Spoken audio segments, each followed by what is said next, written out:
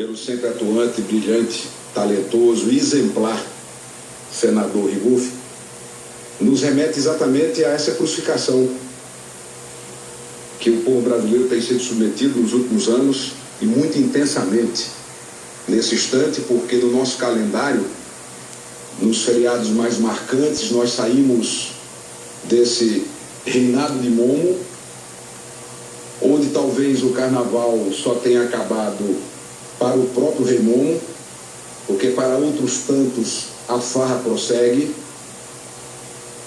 É a corrupção desenfreada que macula a sociedade brasileira. E vem então a Semana Santa com essa crucificação constante, para ironicamente chegarmos ao tempo do São João, que é época de quadrilha. E é exatamente isso que tem causado no povo brasileiro tanto estarrecimento, indignação, perplexidade. E durante o carnaval, período de parcas notícias no campo político, repercutiu bastante.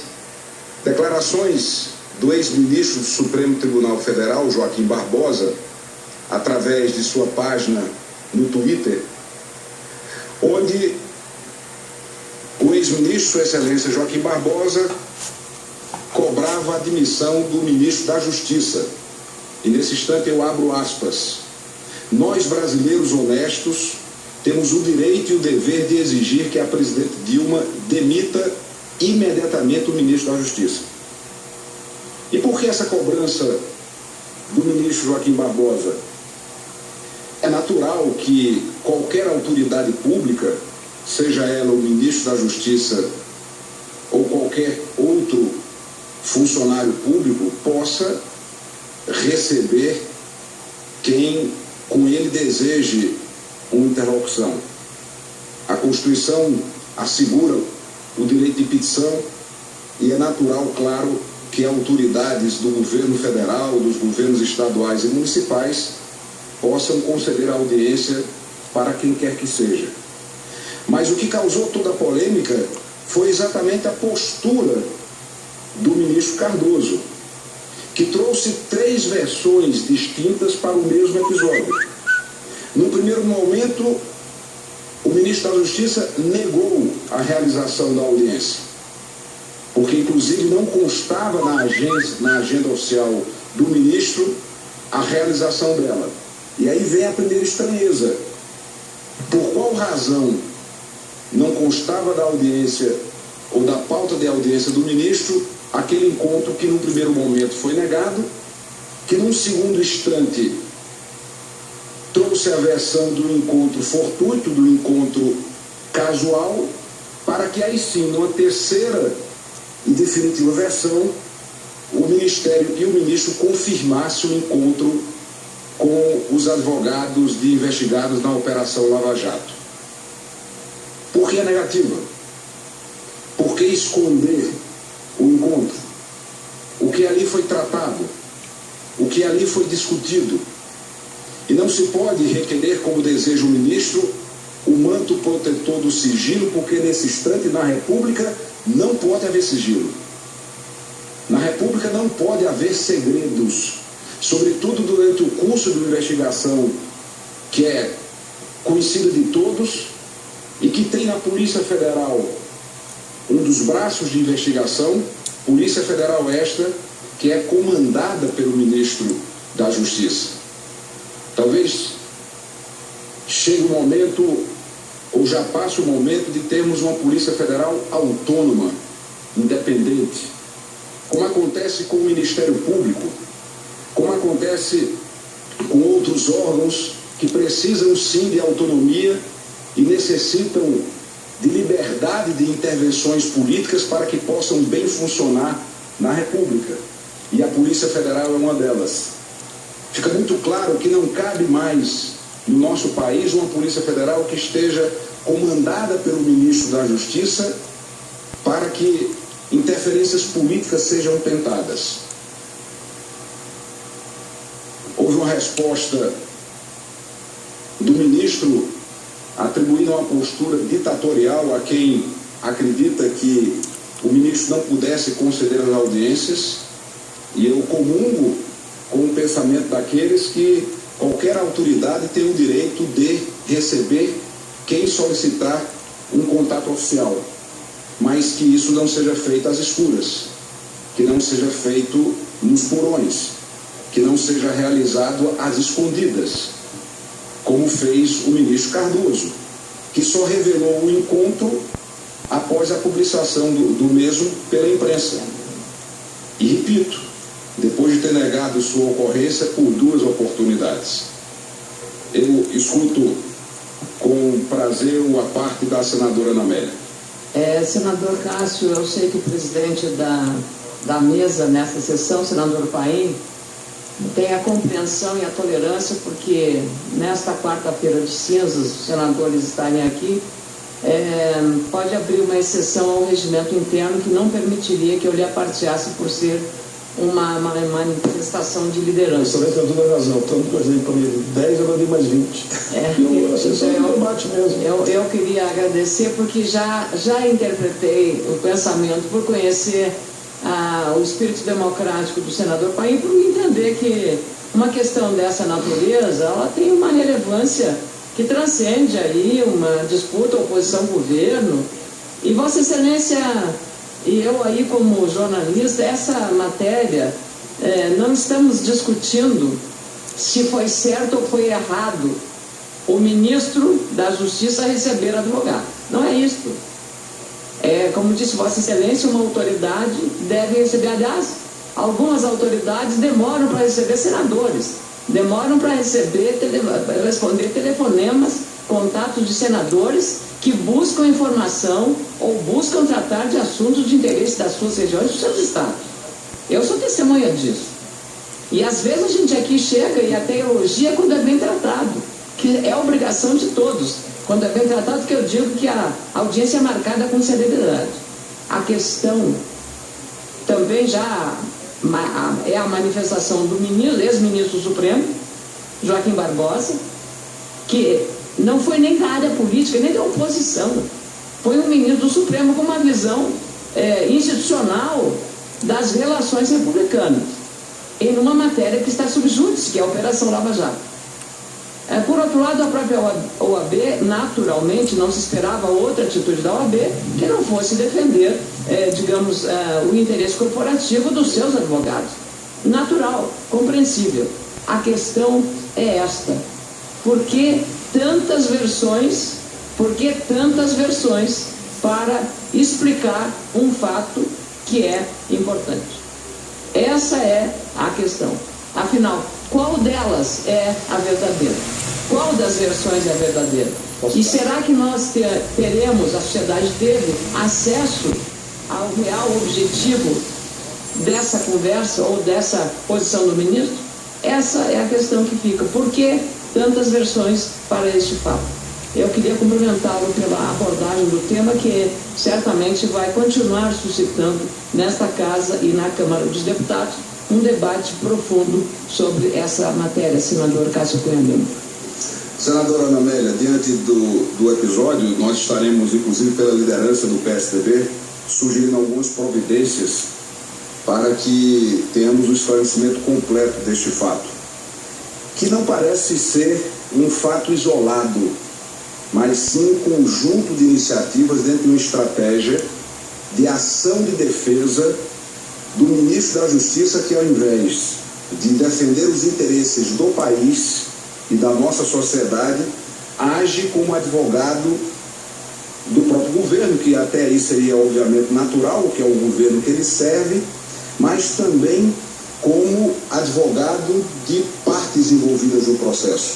Inclusive chama muito a atenção a postura que tem adotado o ministro Cardoso no que diz respeito a ensaio de vazamento de informações que ele pode ter em caráter privilegiado, talvez oriundo da Procuradoria-Geral da República, onde o ministro já de forma reiterada faz ameaças veladas às oposições brasileiras, inclusive chegando a dizer que teremos após o Carnaval uma reviravolta na Lava Jato, com o surgimento de nomes que até então não foi apresentado.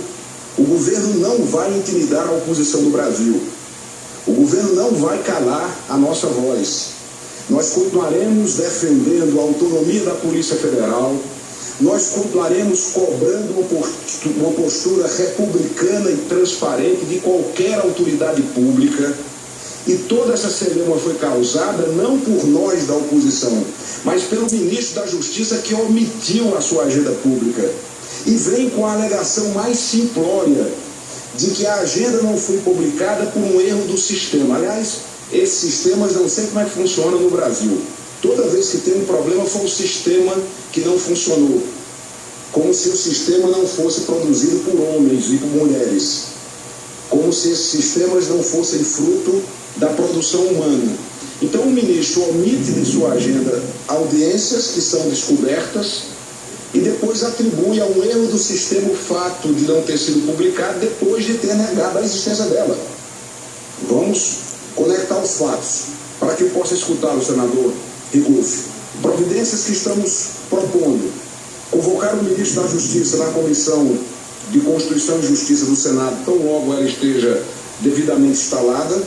Da mesma forma, convocar o ministro da Justiça na CPMI que está sendo proposta assim que ela for constituída, e sugerir ao líder do PSDB na Câmara Federal, Carlos Sampaio, para que convoque o ministro da Justiça na já instalada CPI da Petrobras na Câmara dos Deputados. Dessa forma, o ministro terá, inclusive, uma oportunidade não apenas de esclarecer esses episódios, mas de reafirmar sua postura.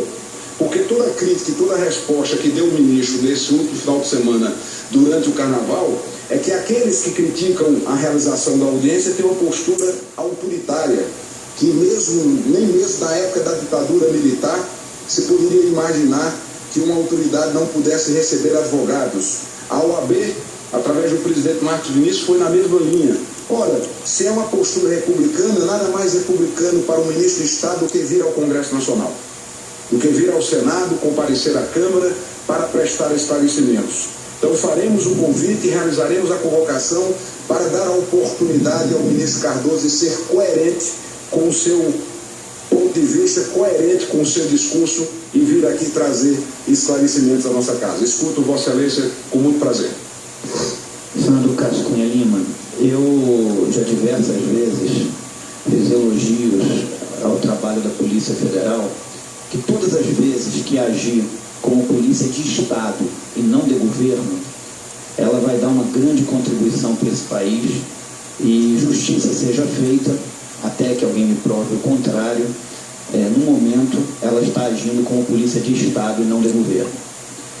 Mas, dito isso, eu quero aqui registrar a minha opinião e a minha posição de que eu não considero apropriado, sem fazer nenhum julgamento de valor, longe de fazer um juízo de valor, mas eu não considero apropriado que um ministro de Estado da Justiça receba conversas, advogados de réus, advogados digamos assim, de suspeitos, que são proprietários de empreiteiras, sobre o qual a sociedade brasileira, no mínimo, tem uma grande nuvem sobre isso.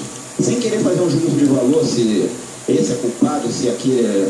O fim das investigações é que vai dizer. Agora, não considero apropriado o ministro da Justiça receber esses advogados, desses donos dessas empreiteiras no Ministério da Justiça desse país. E quero também dizer que essa questão de ministro vir ao Congresso Nacional se explicar, isso deveria ser uma coisa normal da democracia.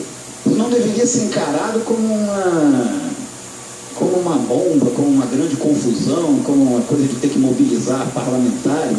Isso deveria ser algo normal da democracia. Eu, inclusive, estou apresentando uma proposição aqui nessa casa para que todas as pessoas com função de ministro de Estado, todos os ministros de Estado, tenham que comparecer ao Congresso Nacional pelo menos uma vez por ano para explicar ao Poder Legislativo, que é o órgão fiscalizador das ações do Executivo, o que estão fazendo no Executivo. Isso deveria ser algo normal da democracia, do Estado Democrático de Direito. Portanto, eu eu me posiciono favorável à vinda do ministro, sem nenhum juízo de valor, mas eu penso que ele tem que vir ao Congresso Nacional e prestar um esclarecimento ao Congresso Nacional e à população brasileira, sem nenhum juízo de valor, mas ele tem que vir prestar um esclarecimento ao Congresso Nacional e à população brasileira. Agradeço a contribuição da parte de Vossa Excelência e concordo com a necessidade da presença de ministros de forma frequente e regular nesta casa. E se fizéssemos um calendário, observem bem, em um mês inteiro não poderíamos receber a todos, incluindo os feriados, os finais de semana, porque são 39 os ministérios. Então nós temos um país onde o grau de insatisfação, de perplexidade das pessoas cresce. Cresce exatamente por isso. Eu vou me abster do debate ético, moral ou até mesmo legal, se o ministro poderia ou não ter recebido os advogados. Eu vou sair desse debate. Não se trata disso. O que não podemos é receber as escondidas. Ter uma primeira versão negando o encontro, que como ocorreu, estou insistindo nesse ponto porque esse é o ponto fulcral, esse é o ponto fundamental. Por que negou o encontro? Se era algo normal dentro da lei, dentro da ética, por que o ato falho de negar a realização do encontro? Ao negar a realização do encontro, se desejava esconder qual o teor de conversa, o que foi tratado ali, o que foi discutido nessa reunião que no primeiro momento não foi reconhecida publicamente e não constava da agenda do ministro. E no mesmo instante o ministro passa a ter uma postura de ameaça velada às oposições, começa a soltar comentários fruto de conversas privadas, de informações privilegiadas que porventura possa ter, que teremos um desdobramento novo na sequência da Operação Lava Jato. Eu disse na semana passada, se querem investigar, podem investigar da coroa portuguesa até a presente data. Vamos investigar tudo. O que não se pode, contudo, é aproveitar estas técnicas diversionistas para tirar o foco da atual investigação em curso. Isso nós não aceitaremos. Isso o povo brasileiro não permitirá. Porque esquecem que temos hoje uma sociedade cada vez mais atenta, cada vez mais vigilante, cada vez mais consciente das suas obrigações, mas também dos seus direitos. E que tudo isso servirá para que o Brasil amadureça, para que o Brasil cresça, para que o Brasil melhore, que é o objetivo de todos nós. Vejam quantos temas consta da agenda desses próximos dias. Nós temos as discussões sobre reforma política, sobre reforma tributária que nunca saem de pauta. Nós temos as situações graves da crise energética, do abastecimento de água. Nós temos as discussões sobre o ajuste fiscal, sobre o reajuste da tabela do imposto de renda, que foi debatido há poucos instantes. Temos Operação Lava Jato, temos agora a agenda secreta do ministro da Justiça. Não pode haver a agenda secreta por parte do ministro da Justiça. Esses temas serão todos debatidos e terá um acompanhamento vigilante, atento e cidadão ou cidadã da sociedade brasileira. Eu escuto o senador Cristóvão e depois escuto o senador José Medeiros com muito prazer. E a senadora também, Vanessa, que pede uma parte. Senador Cássio, eu não vou nem discutir, porque eu acho que sua fala já foi muito enfática. O senador Rebufo complementou sobre esse aspecto exato, específico de receber advogados de pessoas que estão presas. Até porque não recebe de preso que roubou um ovo de galinha, que roubou comida para matar a fome. Nunca ouvi falar que recebeu advogado, se é que tem, de que roubou remédio para levar para casa para uma criança que está doente e não tem dinheiro. Ou seja, recebeu advogado de grandes empresas. Mas é uma outra coisa. Eu acho que é uma unção que eu vejo nesses dias, pode ser que ainda seja cedo, da Justiça, não sei se da Polícia Federal, do ministro, que é em relação a esse escândalo que rebentou no exterior de contas de mais de 8 mil, se eu não me engano, 600 brasileiros no banco HSBC. Não é legal ter conta no exterior, desde que declare direitinho sua prestação de contas para o imposto de renda, que diga qual é a fonte do recurso. Mas, da maneira como essa notícia está saindo, aparentemente levantou fortes suspeitas. Eu acho que era preciso que nós nos debruçássemos, digo nós no Brasil, a partir do poder executivo, mas se for o caso nós também, sobre quantas dessas contas são lavagem de dinheiro e quantas são depósitos legais de pessoas que têm razões para ter conta no exterior. Eu estou achando que é uma certa omissão do Poder Executivo. Aqui nós estamos voltando hoje, então não se pode falar em omissão, até porque pelo menos um já está falando do assunto. Eu acho que precisa ter isso esclarecido. Quem são essas pessoas? Quantas dessas têm cobertura legal, moral, para ter essas contas lá fora? E eu imagino que muitos desses têm total cobertura, têm total legalidade. Mas se um só não tiver cobertura nem legalidade, a gente precisa apurar, precisa saber o que é que houve, e precisa saber se isso não está relacionado também a um circuito de propinas que existe no governo. E quando eu falo isso, eu não falo do atual governo, eu falo de todos os governos da história do Brasil, até porque essas contas podem ser antigas também. Não estou fazendo nenhum juízo, nem vinculando isso ao escândalo Petrobras, embora é muito provável que tenha vínculos aí também. Então eu acho que a gente devia aproveitar e cobrar do ministro e do Banco Central também, um pronunciamento, um documento, uma afirmação de que foi atrás, de que investigou, de que apurou. A televisão deixa uma coisa constrangedora, dizendo que a Rolls-Royce foi acusada de dar... Aliás, a Rolls-Royce não, aqui, um dos depoentes declarou que recebeu propina da Rolls-Royce para que a empresa vendesse coisa à Petrobras, e na notícia a Rolls-Royce disse: até hoje não recebeu nenhum pedido do governo brasileiro.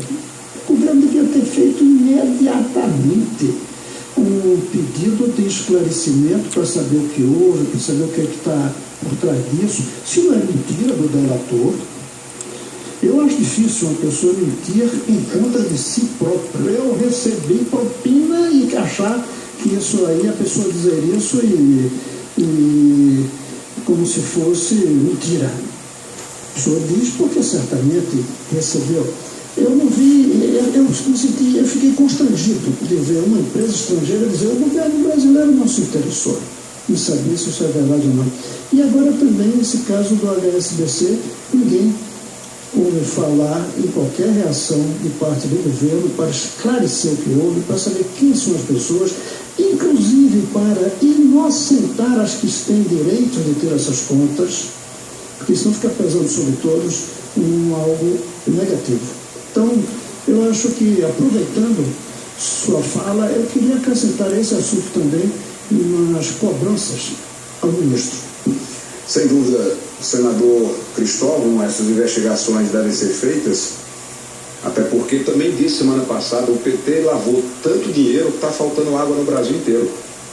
É uma coisa que estarrece o país. Eu tenho usado essa expressão com frequência porque não encontro outra que possa traduzir melhor esse sentimento do povo brasileiro.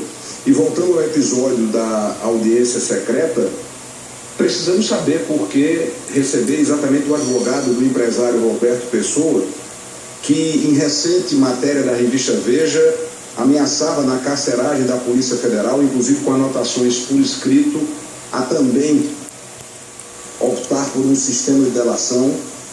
E foi exatamente o advogado do empresário Roberto Pessoa que foi recebido num ambiente em que todos já comentavam, inclusive com matérias da imprensa, especificamente da revista Veja, da postura do empresário de desejar falar o que sabia, porque se sentia abandonado pelo PT, se sentia abandonado pelo governo depois de sua prisão. Então tudo isso precisa ser esclarecido e precisamos levar isso adiante sem recuar 1 milímetro da nossa posição fiscalizadora, de acompanhamento em defesa da nossa sociedade, do nosso povo, mesmo diante dessas ameaças veladas que tem feito o ministro da Justiça, numa estratégia clara de antecipação da defesa daqueles que estão envolvidos com a Lava Jato, porque foi o mesmo método o mesmo modus operandi que usaram no mensalão. Quando se encontram num buraco e não conseguem mais dele sair, tentam puxar todos. Tem acontecido isso na história recente do Brasil, e nós temos uma sociedade que é muito maior do que qualquer governo. Não me refiro apenas ao governo do PT, eu me refiro a qualquer governo. E essa sociedade exige sim mudanças, exige transformação e clama sobretudo por ética e por justiça. Eu escuto, senhor presidente, com sua permissão e tolerância, o senador Zé Medeiros, depois